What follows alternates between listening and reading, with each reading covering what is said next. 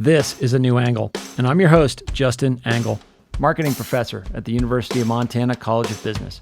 This podcast is my chance to speak with cool people doing awesome things in and around the great state of Montana. We are proudly underwritten by First Security Bank and Blackfoot. Hey folks, welcome back, and thanks for tuning in.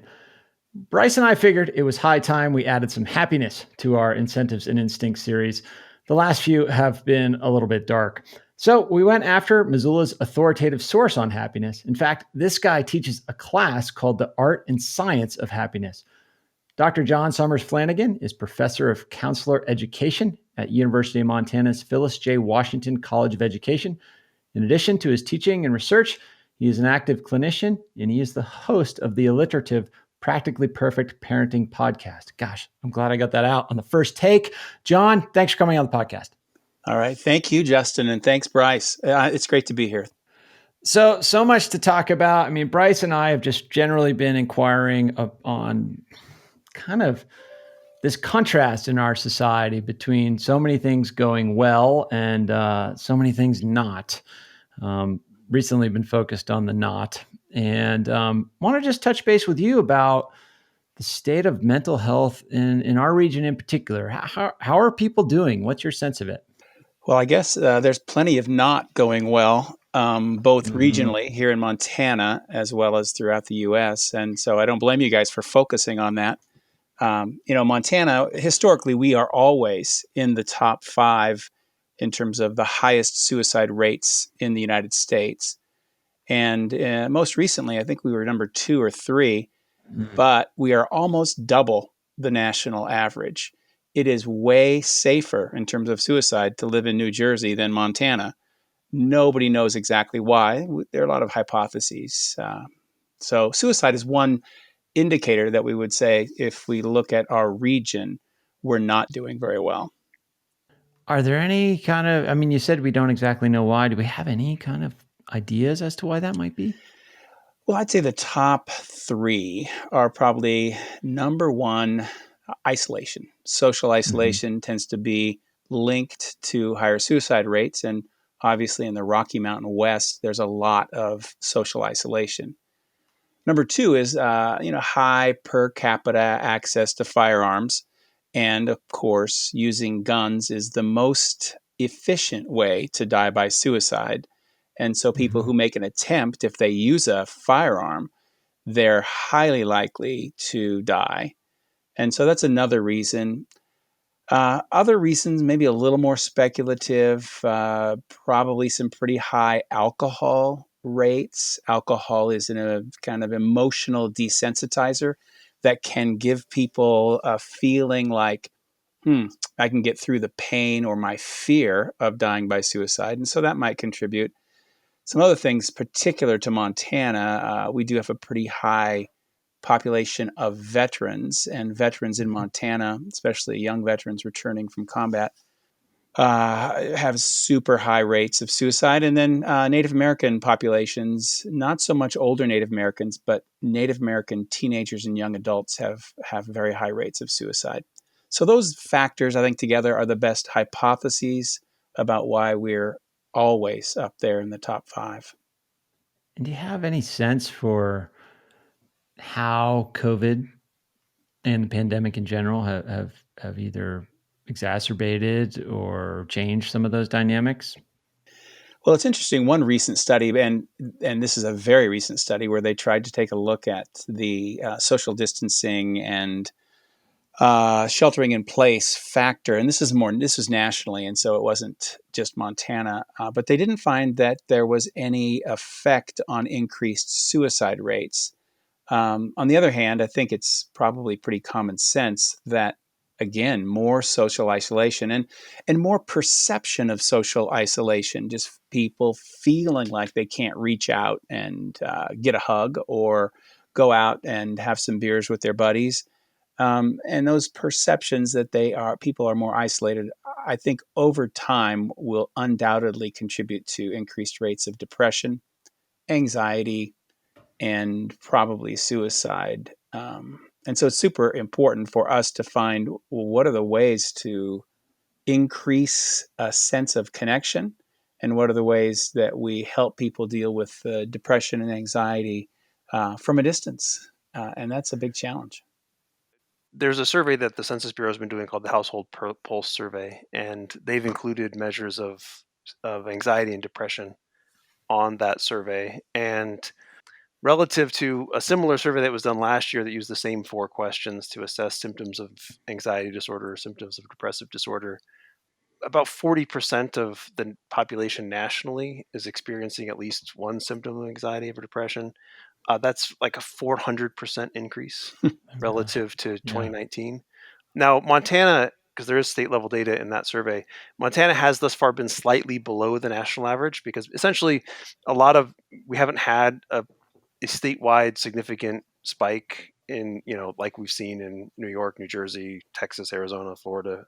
So we've kind of managed to not go through some of the extreme hardship that other places have gone through. So, basically every measure of the pandemic in terms of whether it's the economy or whether it's mental health is slightly lower here. It's not to say that it's still not massively elevated amongst what it would have been normally, quote unquote, or say last year. It's just that it's a couple percentage points below in Montana. So yeah, we've got definite evidence that now a lot of these questions, they're not necessarily picking up clinical depression or some of these more significant levels. They're just kind of 4 questions about whether or not you're experiencing certain symptoms of anxiety or depression. And and certainly the pandemic itself might induce you to respond that you're anxious or lonely or whatever it is.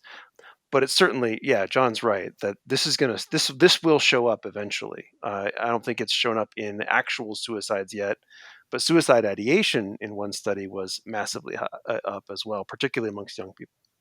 Yeah, I think that's really an interesting and important survey. And obviously, it's just a survey, and like you said, it's not a diagnostic assessment. But we really know about anxiety and we know about depression, and both of those states are highly influenced by our situations, right? Certainly, there's some biogenetic factors. Some people are more vulnerable than others, but almost always anxiety and depression are situationally driven. And so, yeah, being being at home with COVID. Now, Montana might have a slight advantage in that we're all naturally socially isolated. We're Less of a already, shock, yeah, less of yeah, a change. exactly. Well, and also we've also been able to go outside, True. and Hmm. a lot more.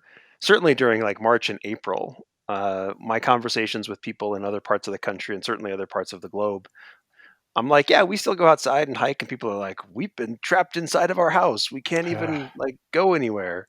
And so, yeah, we've had that advantage as well, and and that's in part because we had our little spike in the summer, which was a big spike relative to where it had been previously, but still, in terms of the spikes that we've seen in other parts of the country or other parts of the globe, Montana has yet to go through a huge spike, at least statewide. So, John, one of the narratives that's emerged from COVID, or one of sort of the operating theories you hear people talk about, is COVID's acting as an accelerant of existing trends, not necessarily an agent of change. Um, to the extent that there are, some of those underlying factors that drive well-being, you know, can we talk about some of those things, whether it's, wealth inequality, um, polarization in our society, any of these sort of broader trends that we've been seeing over the years, to the extent that they relate to well-being, which I don't know, you probably have some comment on, perhaps COVID is accelerating some of those factors or playing a different role. I think an accelerating hypothesis is a really, really robust one. And I think it really can account for some of the things that we see. And you named, of course, income inequality or economic inequality, poverty, a sense of oppression, and all those kinds of more regionally, globally, nationally systemic factors that people don't feel much personal control over. And COVID Mm. is another one, right? I mean, what can Yep. we do? Well, not much. And so when you add those factors together, people start to feel more and more desperate. Like, what can I do to actually help myself feel better or improve my situation? And people feel pretty limited. And are these, I mean, I would assume that these, like you sort of painted a pretty bleak picture of, suicide and I'm the depression. happiness guy. And we'll get there. I promise, All folks, we'll right. get there. But, are those, we rank consistently, I guess, high, not that being high is good, on some of those measures, depression, anxiety, suicide, ideation, suicides as well. Is that getting worse? Like, are we getting worse as a system, as a nation, and then Montana in particular? Yeah, I think we're getting worse as a nation. And again, I think part of it has to do with if you think about what are the factors that contribute to depression and suicide, or mental health problems in general. And if you look at Montana relative to the nation and mental health problems, if you look at the combination of frequency, intensity of mental health problems, plus limited access to care for mental Mm, health treatment, we are always in the bottom 10 in terms of we have bad ratios compared to other states. And I think so. I think that there are these systemic factors that we don't have much control over, and I think that they are generally getting worse. And I'd have to say, and this is again only a hypothesis, but there's some limited scientific evidence that all of the exposure that most of us have to bad news, and not just bad news, but bad news over which we have no control, contributes to those things that also feed depression and suicide: sense of helplessness, sense of hopelessness, sense of haplessness, like, hey, there's nothing. I got nothing here. And I'm just yeah. this sort of bobbing um, in the ocean, and I'm just getting buffeted around by the terrible things that are happening in the world. That certainly resonates with me. I mean, I had a colleague come to me with something that merited outrage, and in my outrage in particular, I just was like, I'm sorry, I don't have any outrage left today. Can we have this conversation later?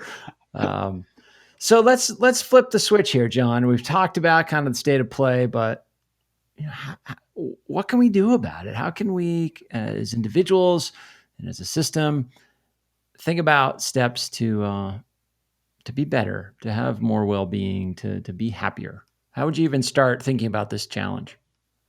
I think the first step is it goes back to the old serenity prayer that the Alcoholics Anonymous people, I think it was Neibauer, came up with back in the mid 20th century. And that is, of course, focus on the things that we can control and try to let go of those things over which we cannot control. I think making that distinction or that discernment for each of us individually is important.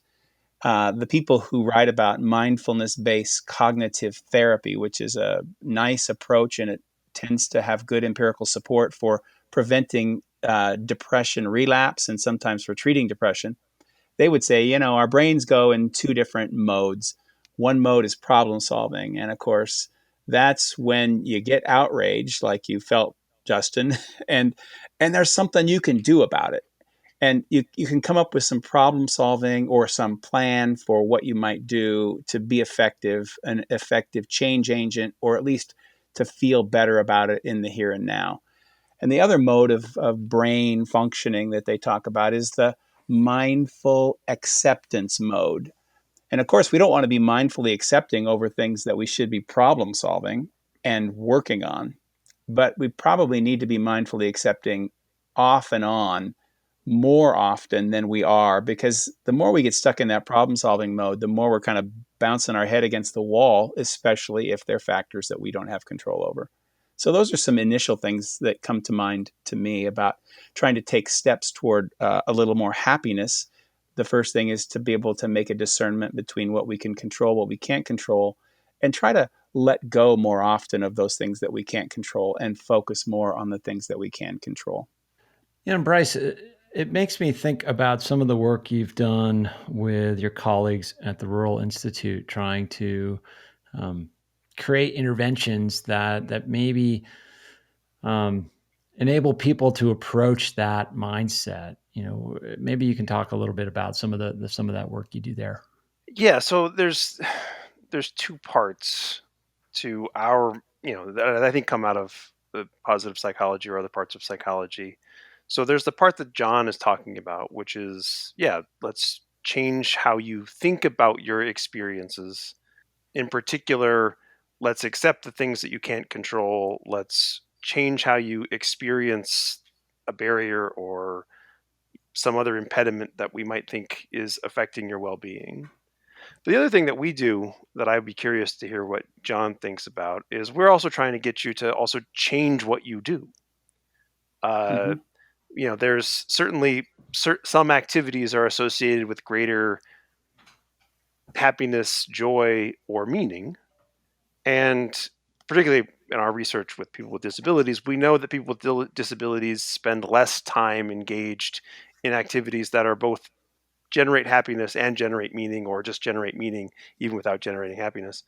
And so, our goal is to try and also help either change them or change their environment in ways that might allow them to do more stuff that is, in particular things like relationships, right? We know that, I guess that was lurking in John's discussion of suicide and isolation. We know that when people are engaged in face-to-face interaction with other human beings, it generates big spikes in their perceived perceptions of happiness and meaning. And so we want you to be able to develop relationships, to have relationships, and we want to kind of remove impediments to that kind of stuff. Just a quick reaction, Bryce, and that is I think that your focus on what people are doing is crucial, right? I mean, because, yeah, we can try to change how we think, but our behavior is a big driver of how we think about things. And so I think that you guys are doing some great work if you have people increasing certain kinds of behaviors that are more likely to produce meaningfulness and happiness. Let's maybe talk about some of these procedures. John, I know you wanted to talk about some of what we know from how you can actually improve mood and well-being, and we'll get a couple examples from you, and then maybe Bryce, you can talk about some of the studies you've been involved in. Sounds great. Just one distinction about happiness, and this is an important one, I think, for anybody who's listening to it. And it's not really about mood. It's not really about being smiley, right?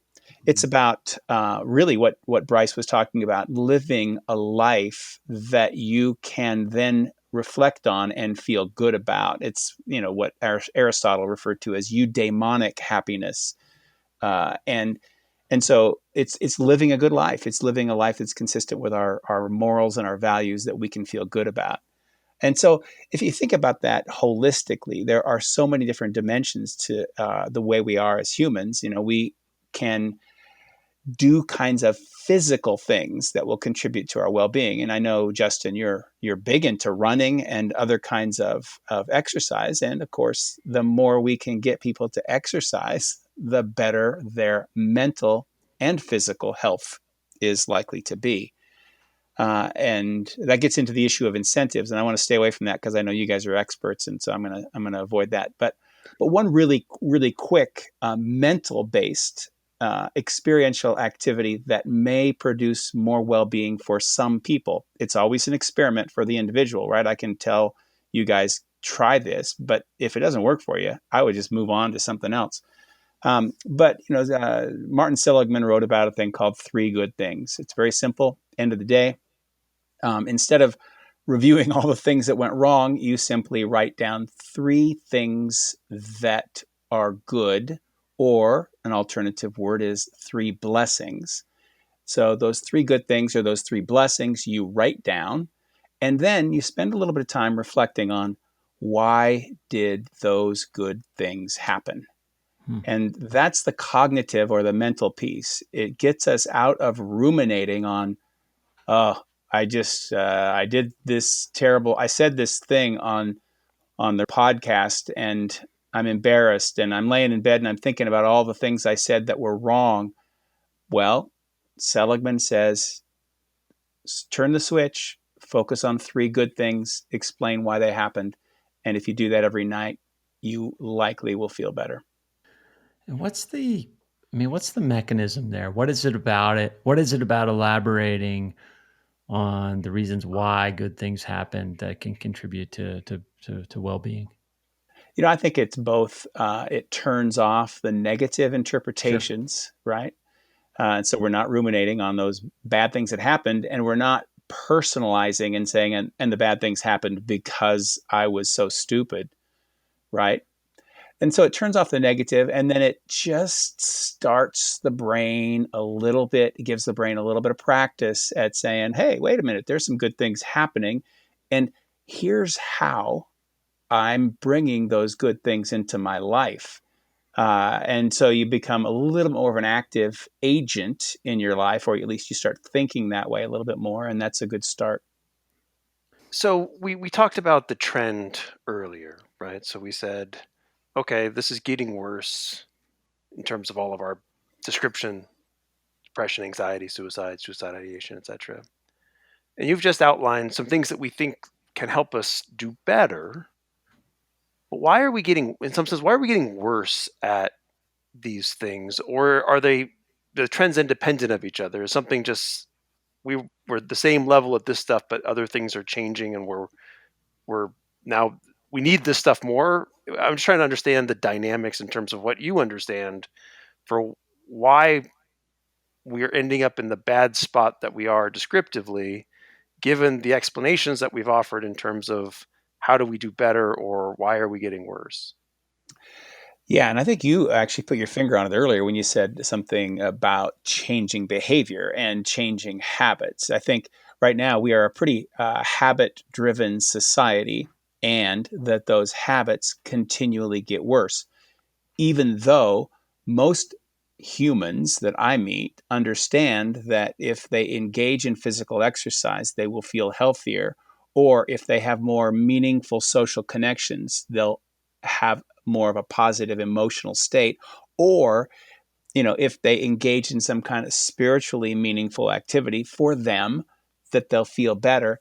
And or if they think positive thoughts, they'll feel better. I mean, everybody knows those things, and yet we're all kind of stuck. And I think our current culture contributes to this. And people are stuck in these habitual ways of responding to the environment as opposed to being more proactive, making a plan, enacting the plan, and then doing it over and over again, and developing habits and routines that are positive and health promoting. And how do you feel about this? I mean, you sort of hinted to it a moment ago. I'm talking about media environment and social media in particular. I mean, we can have this self-talk and try to develop these new habits, but we're kind of competing more and more against these algorithms that are just engineered to consume our attention and direct it probably down, negative rabbit holes. What do we know about social media right now, and how it's affecting all of this?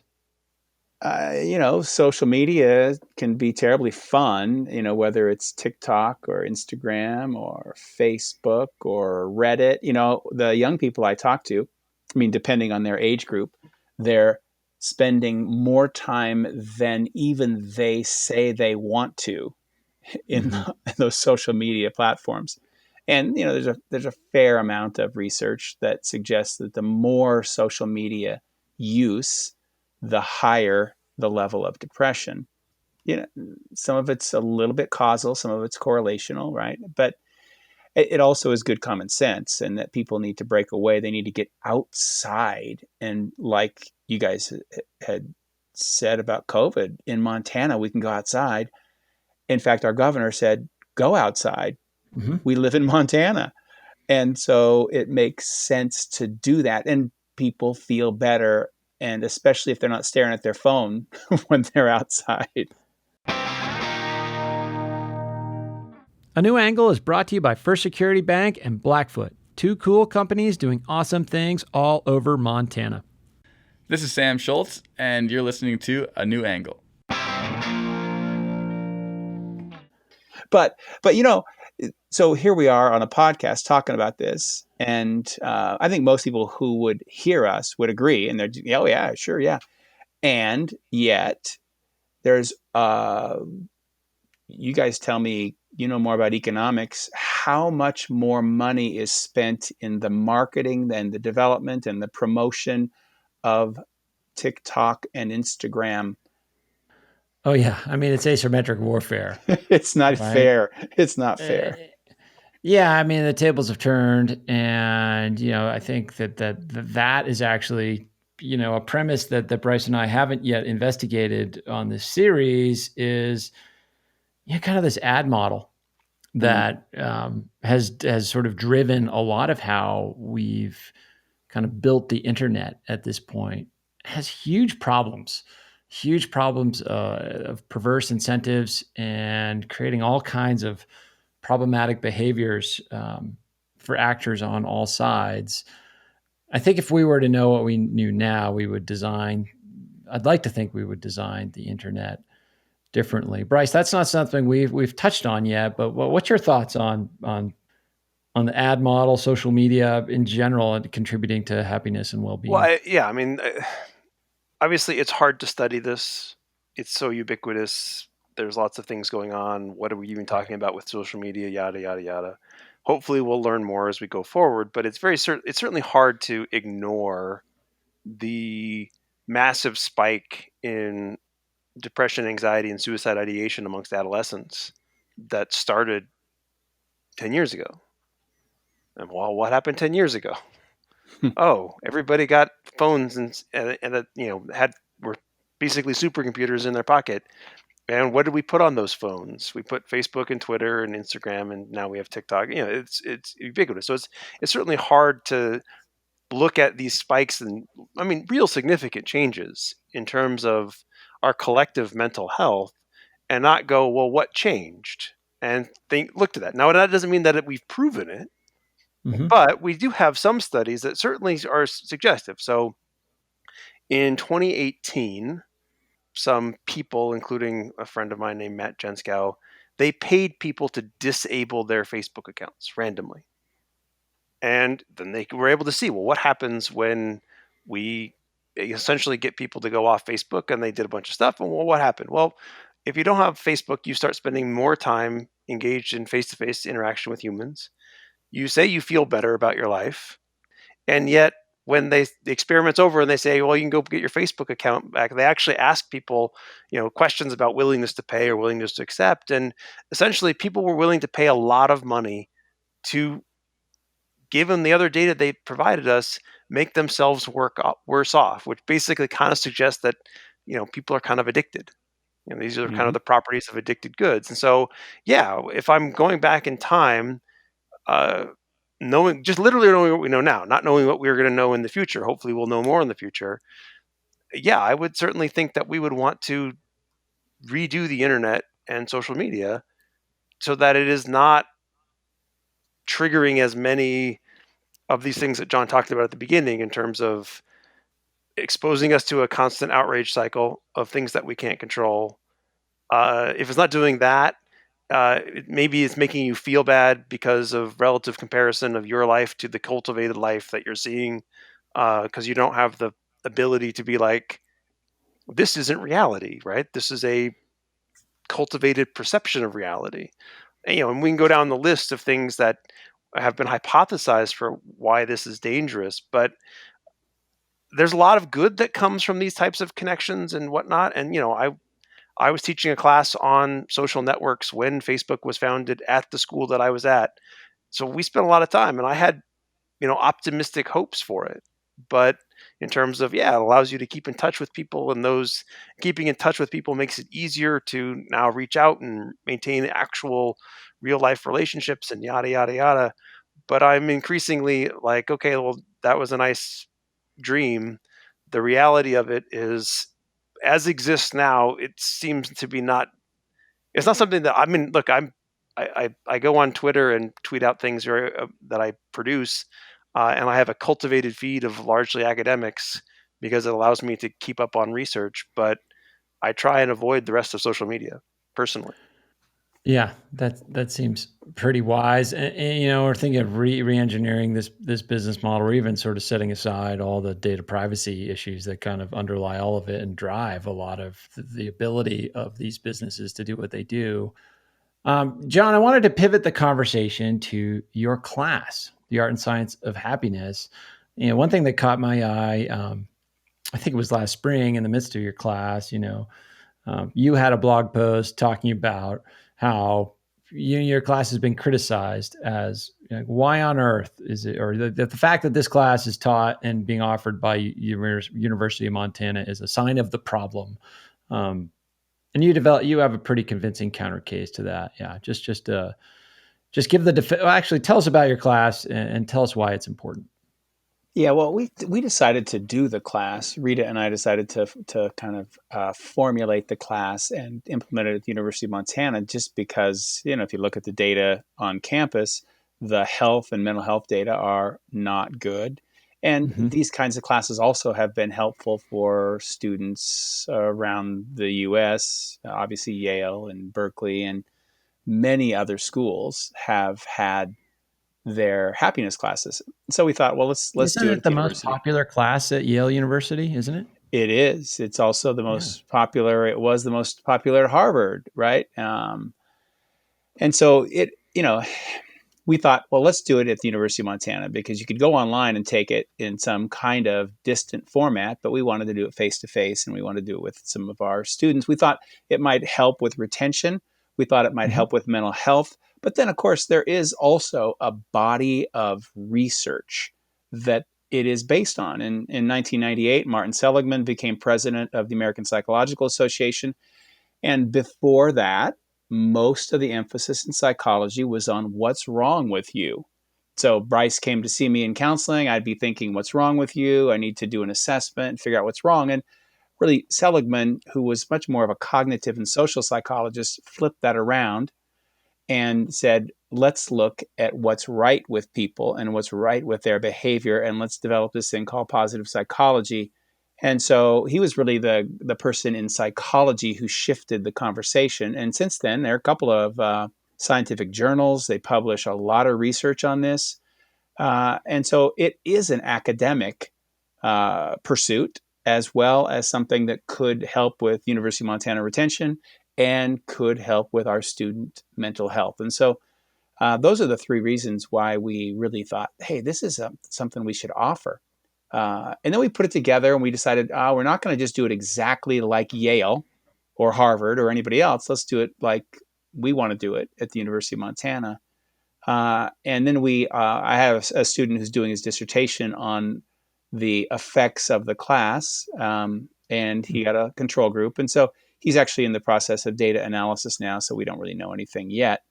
But my sense from the reports from the students was they found the class to be meaningful. They found it to be influential in their lives. And I was pretty excited about it. We had 54 students, and I felt like in some ways I was running kind of a therapy group for 54 students. And then we had to shift after spring break to being online, which it was kind of cool that we have some data also that is related to COVID and to sheltering in place. And so we'll see what the data say soon. But for now, I feel pretty good about what we offered, and the response was positive. And so talk about the framing of the course. I mean, you're a professor of counselor education. Is this a course oriented towards counselors, or is this more of an undergraduate, how can I be happy kind of class? It was more of an undergraduate class. And what we did was we took a very much a science-based experimental approach where we focused on teaching the students. I think I had 16 different assignments. And so I wanted them to experience the evidence-based happiness interventions that are out there. And then I wanted them to reflect on their experience and to determine whether the intervention worked for them. And so there was a lot of kind of personal data collection and experiential part of the course. But I also managed to, push in information from everything from eudaimonia and Aristotle to, the stats on some of the research, and yeah. So we made it very academic, but we also made it very experiential. It was geared toward undergraduates there were probably 10 graduate students who were also taking the course, even though they couldn't count it for graduate credit. And so when you say, that these students would do the interventions on themselves, like the intervention like you spoke about earlier, writing 3 reasons why you thought this good thing happened, those sorts of things, I would assume. What were kind of set the table for us a little bit? Like what were the students expecting showing up? Like, did you have a sense for why students enrolled and what they were looking for in the course? And then maybe kind of talk about your experience of either matching that or mismatching that. We tried to do a fair amount of promotion because getting a new 100 level course, people to enroll in it was tough. And so my sense was we had some people who talked about being depressed. They talked about it in some of their self-disclosures in class, but also in their writing. We had some students who had all kinds of different social problems and family problems. And so there were a fair amount of people who were kind of coming, I think, out of a problem-based need. But then there were at least an equal number who were just curious, what is this thing? This is a happiness class. What are we going to learn? And they didn't know what they were going to learn. And I think were excited to learn something about it. And I used the evidence-based stuff out there, but I also made up some things. And so here's an example. And, class started, there was Martin Luther King weekend. And so one of their early assignments was witness something inspiring. And I told them over the Martin Luther King weekend to not go online and find something inspiring, but just walk around and be over the weekend looking for something inspiring. And I had such an amazing range of reports. Some of them, of course, broke the rule and found something online that inspired them, which is like, did you read the assignment? But most of them, talked about, I just saw somebody hold a door for somebody. I saw how that seemed to affect the person. I saw my sister do something kind for my parents. I saw, and some of them, again, just walking around, others very much in a social context where they were in relationship and they saw somebody who, in a new way, do something that they thought was inspiring. So so John, I love the fact that your assignments were. It's basically one of the lessons that I've taken from my limited exposure to positive psychology is that a key part of it, we kind of have this basic set of things, which is relationships, exercise, and kind of the mindfulness acceptance piece that we've all talked about. But in terms of getting to that operationalized, a big part of it, you just got to experiment and try and see what works. So you did 16 different things. Right. What was the, do you have a sense of what was the most popular or what people found the most surprising? A couple of things come right to mind. One of the first things I had them do was to identify songs that were their good mood songs, and then we played them to open class every class. And we had class twice a week. And many people in the final evaluation of the course said, I loved listening to the songs at the beginning of class. It just put me in the right mindset for class. And so people were really impacted by that. But the other one that grabbed people, and again, I'm reluctant to say something in particular was the best because people had different experiences. But gratitude, and the research on this is pretty robust too. People doing various gratitude assignments. Man, they loved it.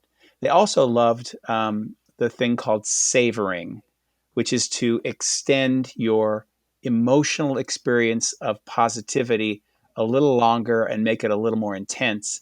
And a lot of people used savoring in a particular way, which is called mutual savoring. And what they did was they talked with a friend or a family member about something that they had done together before that they really, really enjoyed. And then what was interesting, and this was consistent with the research on mutual savoring, is it not only lifted their mood, but it made them start to plan to replicate the positive experiences. And so there was this sort of behavioral momentum that came out of this mutual savoring, and that was super cool. I love that. I love that notion of mutual. I mean, we do it all the time with, whatever, a book that you make of a trip or something, or where you shared that experience. I love that. So let me flip the question around. Was there stuff that didn't work or was less impactful? Well, I was surprised by the fact that I would say 75% of the students had a positive response to everything they tried. Now, some of them had more positive and less positive. And the one that surprised me the most was I had them read an article on habit formation. I had them listen to a podcast, on habit. And then I had people write to me about ways that they had changed behavior and reestablished a new routine and made it a habit. And I hadn't thought that the habit stuff would be very engaging because, it's very behavioral, it's very habit. But students responded, and I got some of the best stories about things that they had changed and had maintained over the course of the semester. So that was pretty cool. So what didn't work? I had a couple of students. I had one student in particular, just one, really, who, I continually asked them, "What are you liking about the course? What's working for you?" Because that was part of the habit that I wanted to instill in them, was to keep reflecting on what's working, reflect on what's working, and I would have them do this all the time. But one guy toward the end said, "I don't like this class," and in one of his written reports, I don't like this class. And so it just feels like it's just all one group therapy thing. And it's like, okay, uh, nothing works for everyone. And he just didn't like the class at all and didn't respond. Although, here's the interesting thing. Here's another component we had. I had everybody in class either get 8 sessions of consultation, happiness consultation from a master's level student in counseling, or write a paper, right? A couple people wrote papers, but almost everybody got the 8 sessions. And the guy who hated the class did his 8 sessions and loved it. Interesting. Yeah, there you go. The one-on-one for him was working. Being in a group and practicing these touchy-feely things was not his thing. Well, you found a way with that student. So the typical straw man argument you will get is, why are we teaching a class like this? We need to be helping students get jobs. Make the case that this is maybe a way so they can be better in those jobs and get better jobs and understand what a good job is. That's not a leading question at all, Justin. No, I know, but you know where I stand on this issue, obviously.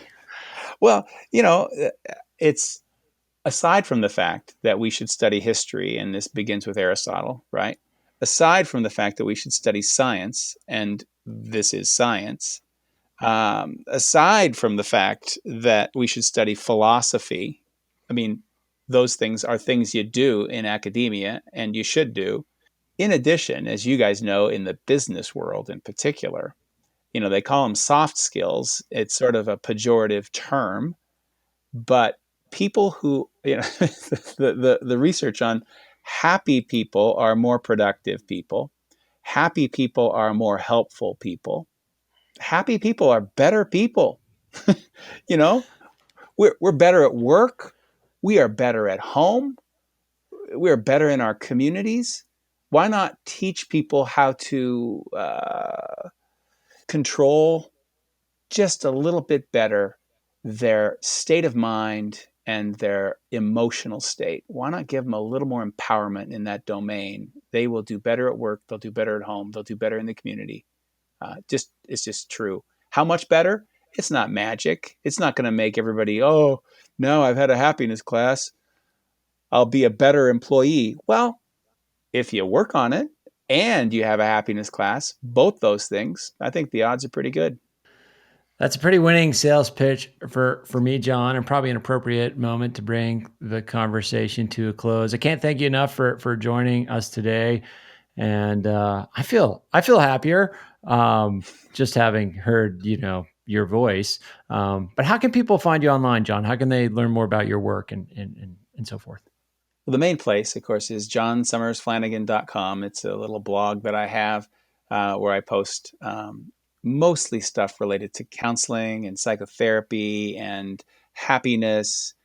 Occasionally I'll probably post something inappropriate, but I think your listeners it might attract them more if I said I'm posting things that are inappropriate.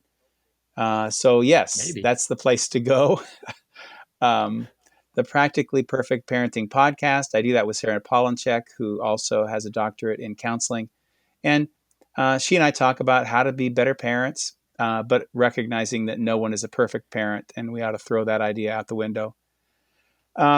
Those are probably the two common places to find me. I've written a few books, and if you go onto Amazon, you can find those sorts of things. But I want to say I love listening to you guys, and I am very much grateful. I'm going to do the gratitude thing here.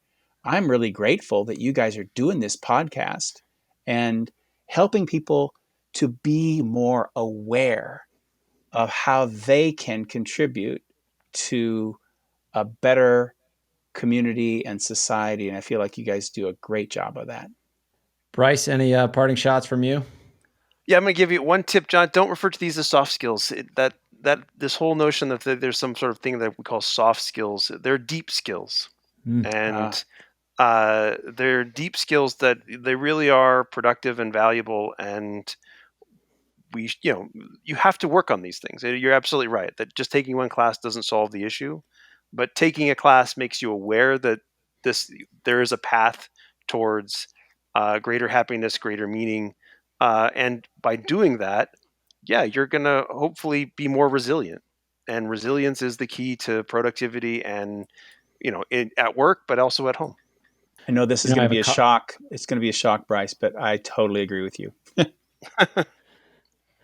And I have a colleague, Dr. Teresa Floyd, studies organizational management, teaches a lot, or organizational behavior, teaches a lot of this stuff too. And she calls them essential skills, which I think is a pretty good term. Either way, that works as well. Yeah. So I'll tell you what I'm going to do next. I am going to go and reflect on 3 reasons why this podcast conversation went so well. I know that 2 of those 3 are the fact that Bryce and John were part of it. I can't really figure out the third, but I'll think about it for a while. And thanks to you both. John, I hope our paths cross again soon. And Bryce, of course, on to next month. Be well, everybody. Thanks for listening to A New Angle. We really appreciate it. A New Angle is underwritten by First Security Bank and Blackfoot, with support from the University of Montana College of Business and Consolidated Electrical Distributors. AJ Williams is our producer. Jeff Ament, John Wicks, and VTO made our music. And Jeff Meese is our master of all things sound. If you have any questions, suggestions, comments, insults, whatever, please email me at anewangle@umontana.edu. If you like what you heard, tell your friends about us. Thanks a lot, and see you next time.